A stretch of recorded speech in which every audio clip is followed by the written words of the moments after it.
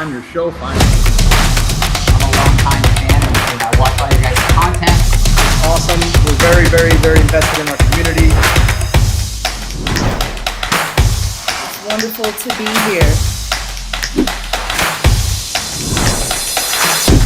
This is Vinney Chopra and also my good buddy Beau.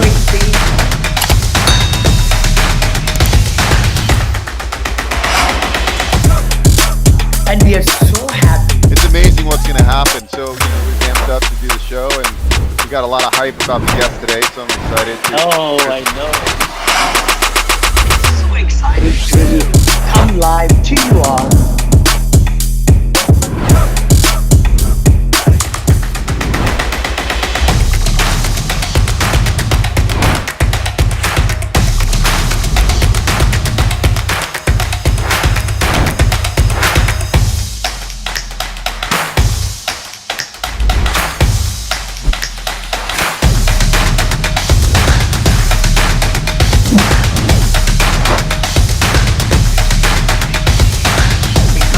Live 9:30 every Friday. How to take your business to the next level.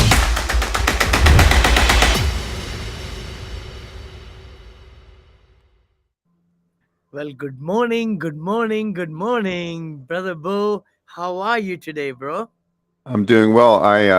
So I've been friendly with the guy at the gym for a long time, and then I was telling him I want to cut weight, and he goes, "Hey," and he started showing me pictures. He used to compete, and then anyway, so he said, "I'll tell you what, I'll write your whole diet for you." And so he gave me a whole diet plan for 8 weeks for $200. And the nice thing is that I see him at the gym every day. Yeah. So in the mind, I have to stay on the diet, right? Right. And it's a really like a bodybuilding diet, but it was interesting. In 2 days, I've only been on it 2 days. I stepped on the scale this morning and I was down 6 pounds. A lot of it's water weight, but still 6 pounds in 2 days. Oh my gosh. That's the difference of eating healthy, right? Like eating really good. So it'll be interesting as I go 8 weeks on this program. But I like the discipline. Like I can go to the gym every day. That's easy for me. But I'm a foodie, so I like to eat. I like to go to restaurants.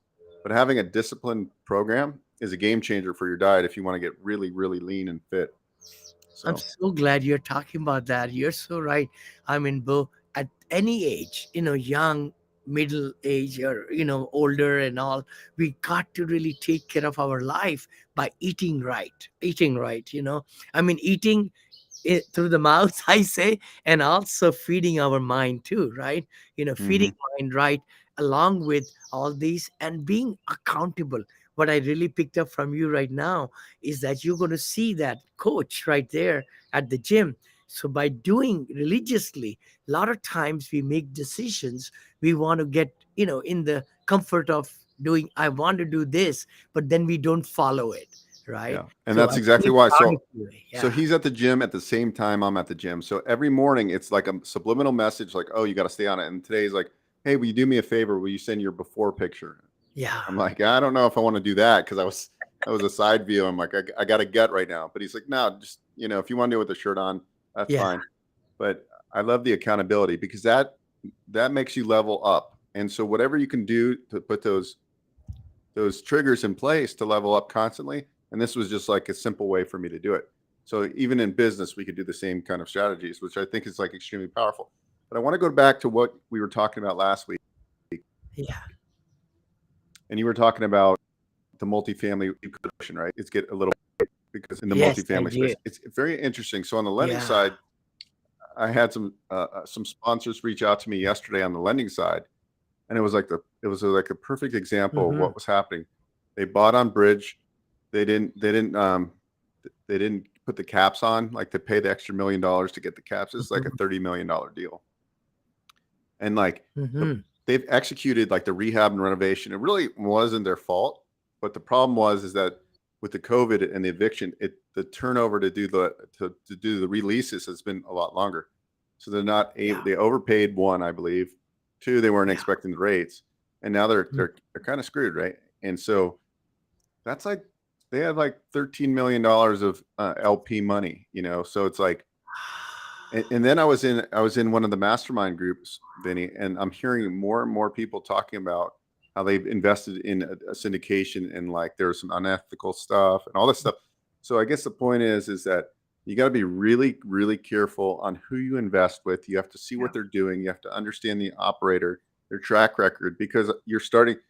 Everybody was hitting home runs, but now is the time when the market's shifting that people are going to get there. Some people will lose, and then some people will emerge with even more, because I think ultimately somebody's going to start, once they find these deals, they're going to start buying these bridge deals on these multifamily, because they're going to get a really good price on it, because nobody's going to pay a top dollar for these anymore, not with the rates.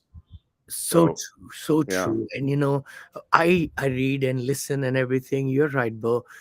We haven't seen the start yet. We have not seen what's fixing to happen in 2023 and 24. And look at market yesterday. Went down 500 points. I mean, the job market report came good, inflation numbers. Now, maybe Fed might be increasing rate again. That's killing. That's killing the real estate market, residential as well as a commercial, because by increasing rate, they are jeopardizing all these loans and other things. The other part is that people overpaid, as we know, everybody listening to us, they just were 16 offers to buy a property last year, year before. So the good operators kind of exited at the peak. I sold almost everything. I just have very few assets, which are huge assets, big ones, and they're doing well. Praise the Lord. But you're right, there will be a lot more, things coming, hitting the ceiling and so on, red ocean. And that's why I just kind of talk about, pivoted myself to the blue ocean. And blue ocean is with the assisted senior living, multifamily. I'm also going to get into residential too. I just made a decision, because there is huge potential in assisted living residential also, RAL, we call it. And that's where you're getting a home of 10 rooms or 7 rooms, and you can have up to 10, seniors there. There is such a big need of those, essentially, communities also. And hospitality, which is the blue ocean. Again, I've reached out to that side, as we were discussing, and I spent 11 days last couple of weeks to look through all the different pipelines of hospitality in good locations. With COVID, what has happened is people were crunched up, and now they are coming out to travel more, and they are going to tourist attractions and all, and with the summer being upon us. So ADRs, average daily rates, are increasing in hospitality, in hotels, as well as occupancy. So that's why we are saying those sides. Yeah. Yeah.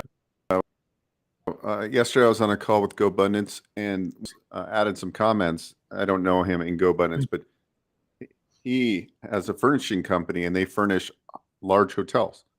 And he said their business is doing quite well right now. That there's demand, so that obviously people are doing PIP, they're doing property improvement, they're doing new builds, and they're getting new furniture. And his business is doing very well, and he specific to the hospitality industry. So I think everything we see there, which is interesting, because it goes against what you would think would happen, but I think it's because a lot of people too they're not traveling international. They're doing a lot of business vacations. And so, occupancy and ADR are up. And I think also too, the STR, like short-term rentals, aren't as like people, like for me, for example, I don't want to say it's somebody's house. I'd rather stay at a hotel personally most of the time. Yeah. That's just the way I am. I like a nice hotel. I think it's better than staying in an Airbnb most of the time. So I think there's a lot of people like me that would rather stay in a hotel versus getting an Airbnb and just having to deal with that. So there are some repercussions also. I'm not really dug deeper into the Airbnb, but there are some rules and regulations are being changed. Is that right? So a lot of the cities and counties are putting in different legislation, which is like overnight, like in Dallas, I think they said no more short-term rentals, or there's specific rules. I don't know exactly. Oh, wow. But even like in certain markets, ADR and occupancy is down big time. Like in Arizona right now, Oh They're wow. down big time because yeah, I mean, Oh wow. like probably like 40% down on STRs right now in Ooh. in Arizona. Short-term rentals. Yeah, Wow, wow, wow. I know of a very good friend owns some very nice homes. They're in Scottsdale, I know, so I hope he's okay. Yep, yeah, yep. yeah. But that's why you always have to, when something's booming, you always have to see when is this market going to slow down, right? Because Yeah, everything, what goes up come is down. gonna be cyclical. Now it might be only a little bit of a bottoming, but still, Mhm. right? People are always thinking up, up, up, and we know long term, yes, that's the case. But Yeah. there's the 2 or 5 year period where you have stagflation, and nothing appreciates, and rents don't grow as much. So I think You're that's a so right. You're yeah. so right, Beau. I mean, I've studied the market cycles in real estate, and 8 or 9 years. Usually, there is that peak, then it goes down, up and down. But this bull market for 13 years or so in stock market as well as real estate, it had given us from 2000, let's say 8 or 9, or 10. In certain areas, it's gone as big as it can ever be, like in 2020, let's say. Then the COVID hit, and then 21, and now we are looking in 23, kind of like that slope down. But again, there are opportunities to be had. Again, we talk in this show about loans and syndications and real estate as such. Whenever there is a downturn, then there are opportunities are there only for those who stay in the game we talk about. Yeah, I'm seeing a big movement right now of people buying businesses. Like, Hmm. there's a lot of people that I think are fed up with W-2 work, and they're like, I've been doing this for 18 years," Hmm. and they're acquiring businesses, they're starting franchises. So I think we're seeing a huge uptick. Typically in recessions, a Hmm. lot of money goes into franchise and business Yeah, acquisitions. yeah. So the franchise industry affects the GDP by like Wow, $860 billion a year. So wow. I mean, well, you got to think there's a lot of Marriott's a franchise. Yeah. There's huge amount of employees and job growth. So there's more and more money right now going into business acquisition and franchises right now. So I think it is a good time because there's so many people. I mean, so you were talking about residential assisted living. Hmm. So you're going to get, is this going to be buying existing ones or starting from scratch? Okay, good point. My main idea about my whole goal is like $1 billion, in this decade to construct and convert into assisted living. So essentially, we are looking, my partners and I, for this $100 million Victorious Ventures Fund. It's a 506C for accredited investors only. So I can talk about it. Is that we want to take some facilities which are you know to the standards that we want to put more money into it to make it even better. And if there is some land next to it, we are finding in many deals there is open land next to it. We could make some nice amenities also there so that the residential assisted livings can be even better, because there are like 33% in America are older facilities, I understand. Hmm. So we are really looking for those to convert faster and provide a better product. Suites hotels, name brand or non-name brand, to convert them also into assisted living and memory cares is our next step, which I feel we could do it in 9 months or 12 months. My ground up constructions also, we feel like we could get on a hyper growth, finding the right lands with already need for assisted living. Local governments are giving us tax incentives and so forth, which is amazing. And they want the assisted livings to be built there. So those three things are where we are going with the assisted living, and purchasing some already built ones which are not run right. If there is a value play, we can be, you know, putting our management company into it, just like we did it in Knoxville.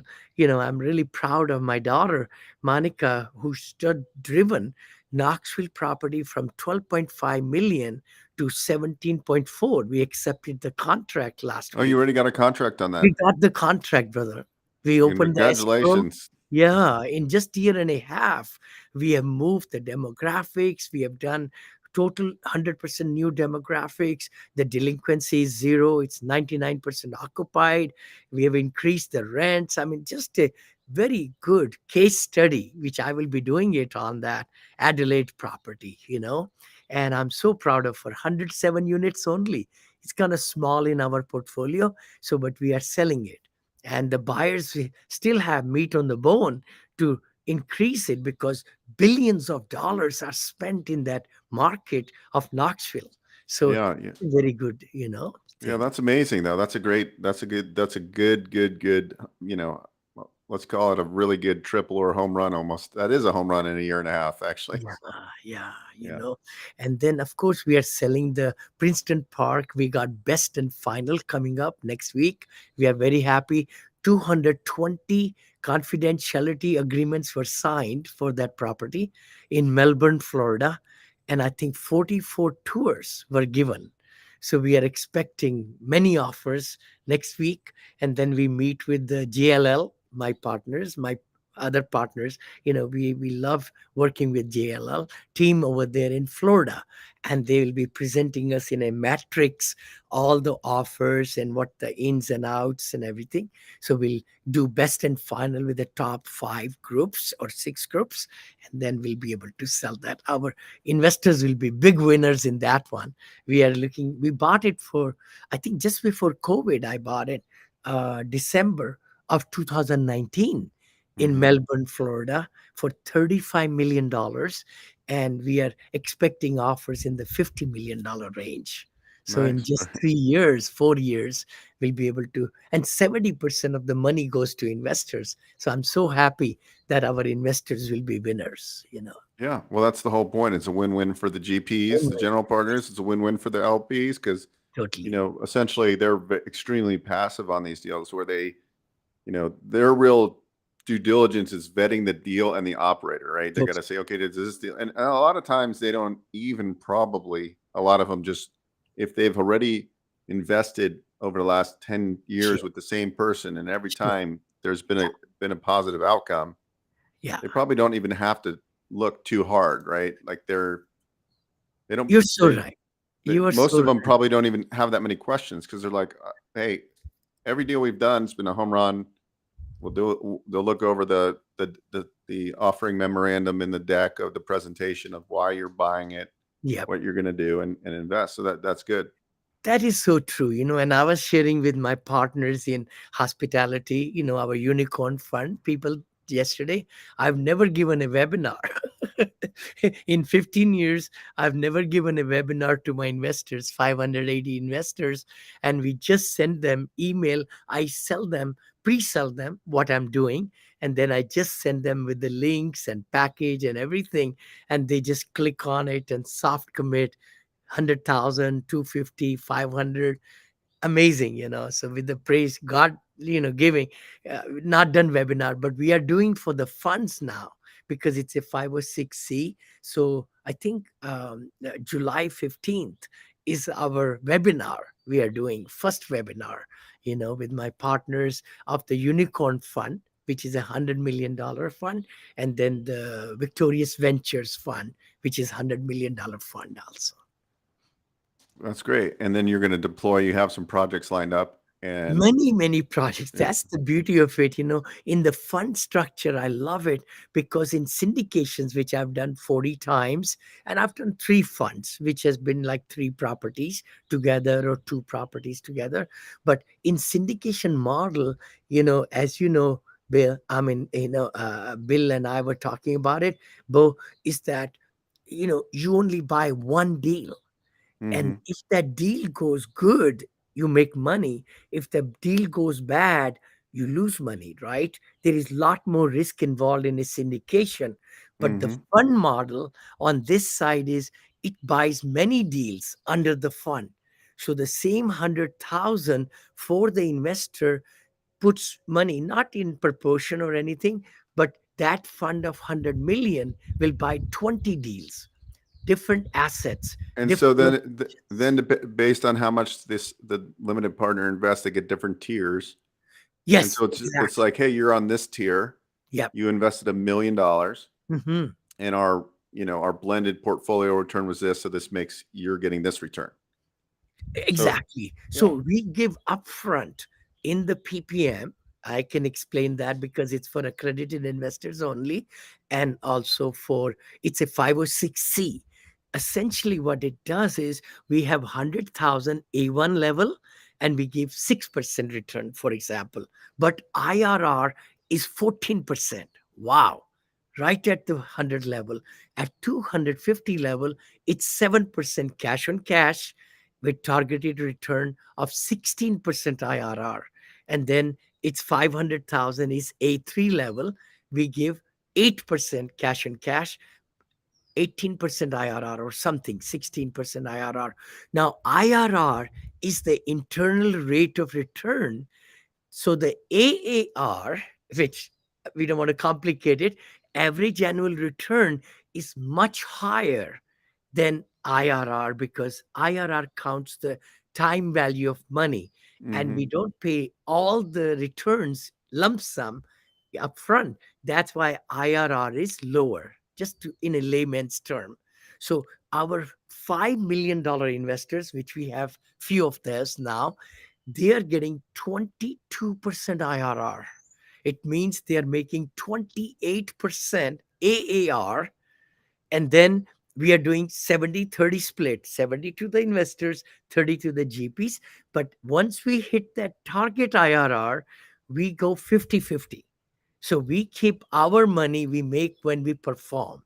That's the beauty of it. yeah. And so we are very excited about these funds. And we just set a new goal of raising $1 billion. So so Have more so on. funds. You Yeah. have two right now. We have two $100 million funds. So Yes, you're sir. raising right now 200 million.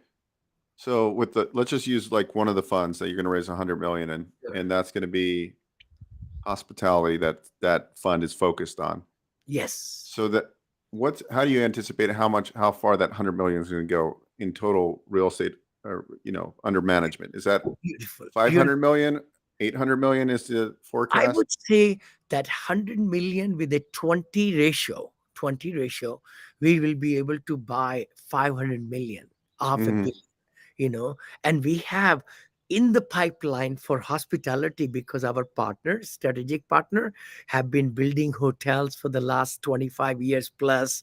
They have a whole, company built up. They've been working on lands, locked lands where you cannot buy anymore in Bend, Oregon, like we just found out, for the last 9 months we have known and we have vetted it.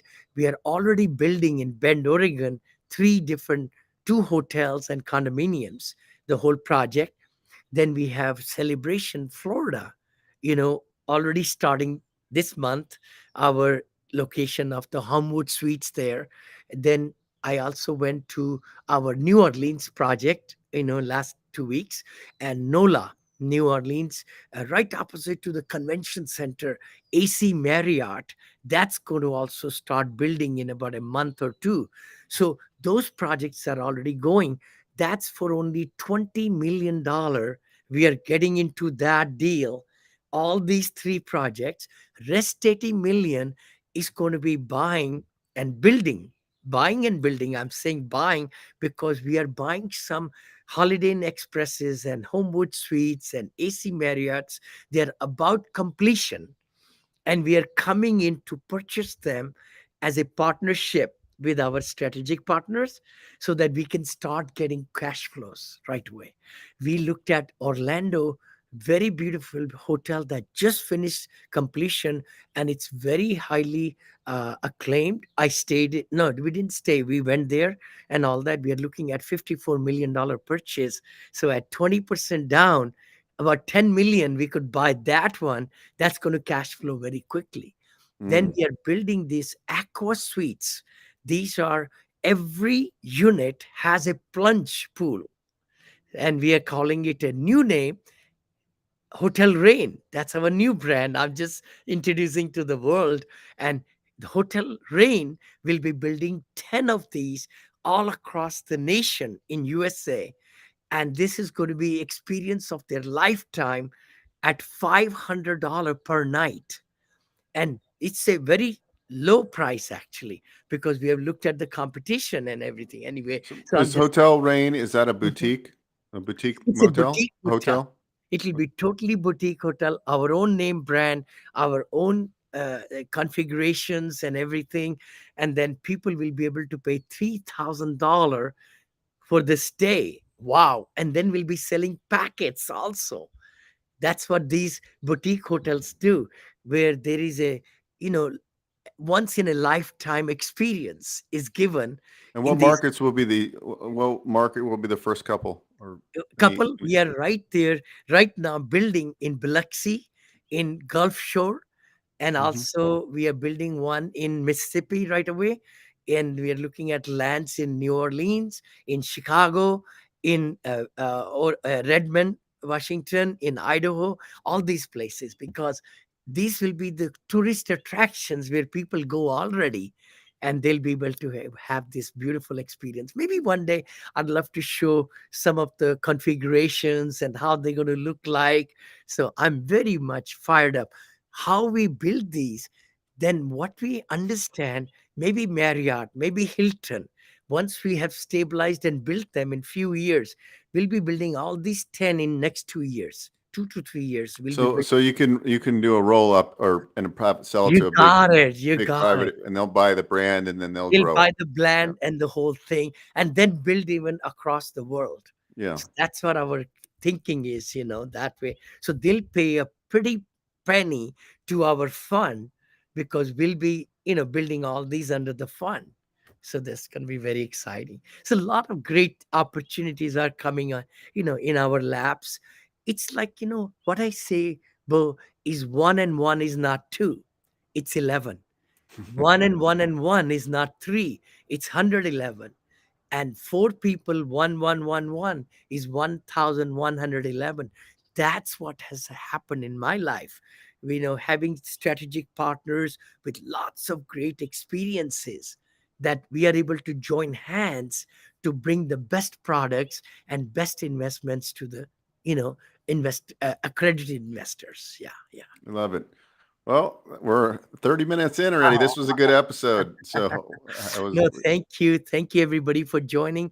Again, this is Vinny and Beau show. Actually, it's Beau and Vinny show, and I'm so proud to have everybody follow us. Please like and comment and tell us who guests, what guests would like to come on our show. I'm thinking to bring Chico Patel, my partner. I asked him the other day, and he would love to be. He's in Instagram, Chico Patel. Please follow him. He puts all the current things.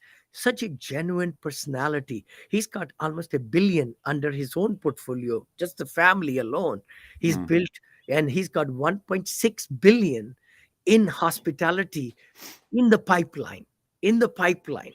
So we are so proud to be.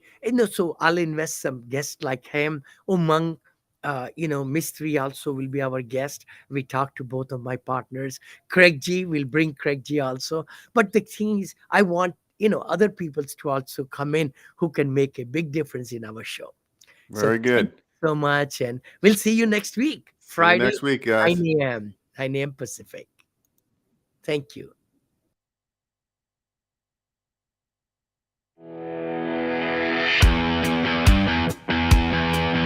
Well, good morning, America, California, all the states, up to Hawaii and all over the world. Vinny Chopra here, and Beau Eckstein, my brother, right here with Vinny and Beau Show. We come live to you at the new time starting 2023. It's going to be 9 a.m. Friday, every Friday. Again, thank you for joining, and we want to thank our guests today also. And then eventually, Wow. Mike doesn't know much about Vinny probably, but Vinny's a big apartment guy. So Vinny will probably talk you into becoming a multifamily syndicator and raising hundreds of $1 million and buying apartment complexes. But welcome to the show. Welcome Thank to you. the show, Brad.